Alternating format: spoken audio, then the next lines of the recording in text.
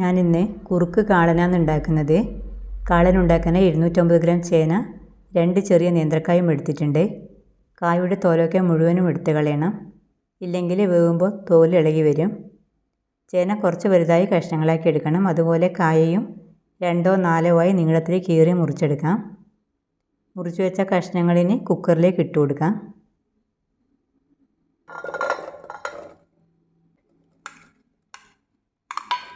ഇതിലേക്ക് ഇനി 1/2 ടീസ്പൂൺ മഞ്ഞൾപ്പൊടിയും കുറച്ച് ഉപ്പും കൂടി ചേർത്ത് കൊടുക്കാം.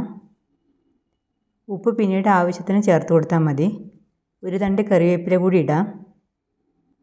ഇതിലേക്ക് മുളക് പൊടി ചേർക്കുന്നില്ല, വേണമെങ്കിൽ 1/4 ടീസ്പൂൺ കുരുമുളക് പൊടി ചേർത്ത് കൊടുക്കാം. ഞാൻ ഇതിലേക്ക് ഇതൊന്നും ചേർക്കുന്നില്ല. ഇതിലേക്ക് കുറച്ച് വെള്ളം ഒഴിച്ചു കൊടുക്കാം. കഷ്ണങ്ങൾക്ക് നികക്കെ ഒഴിക്കേണ്ട, കുറച്ച് മാത്രം വേവാൻ ആവശ്യത്തിന് ഒഴിച്ചു കൊടുത്താൽ മതി.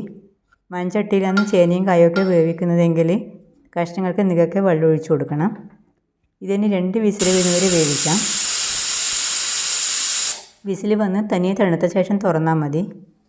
കറിയിലേക്ക് ചേർക്കേണ്ട അരപ്പിലേക്കായി 1 മുറി തേങ്ങ ചിരവിയതും 2 പച്ചമുളകും 1/4 ടീസ്പൂൺ ചെറിയ ജീരകവും ചേർത്ത് തരിയില്ലാതെ നന്നായി അരച്ചെടുക്കണം. പ്രഷറൊക്കെ പോയി തണുത്ത ശേഷം തുറന്ന് നോക്കാം. കഷ്ണങ്ങളൊക്കെ നന്നായി വെന്തിട്ടുണ്ട്. കഷ്ണങ്ങൾ ഉടച്ചു കൊടുക്കുകയൊന്നും വേണ്ട, ചില കഷ്ണങ്ങൾ തനിയെ ഉടഞ്ഞു വന്നിട്ടുണ്ട്.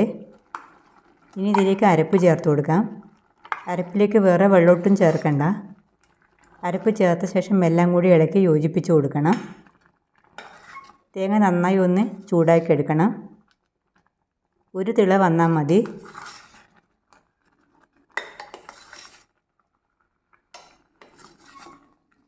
തിള വന്ന ശേഷം ഇതിലേക്ക് 1 കപ്പ് അധികം പുളിയില്ലാത്ത തൈര് ഉടച്ചെടുത്ത് ചേർത്ത് കൊടുക്കാം. തൈര് ചേർത്ത ശേഷം തീ ഓഫാക്കി കൊടുക്കാം. എല്ലാം കൂടി നന്നായി ഒന്ന് യോജിപ്പിച്ച് കൊടുത്താൽ മതി. ഇനി ഇതിലേക്കിനി കടുക് താളിച്ച് കൊടുക്കാം. ചീനച്ചട്ടിയിലേക്ക് എണ്ണ ഒഴിച്ച് ചൂടായ ശേഷം 1/2 ടീസ്പൂൺ കടുകിട്ട് പൊട്ടിക്കാം. കൂടെ 1/4 ടീസ്പൂൺ ഉലുവയും 2 വറ്റൽമുളകും 1 തണ്ട് കറിവേപ്പിലയും കൂടി മൂപ്പിച്ച് കറിയിലേക്ക് ചേർത്ത് കൊടുക്കാം.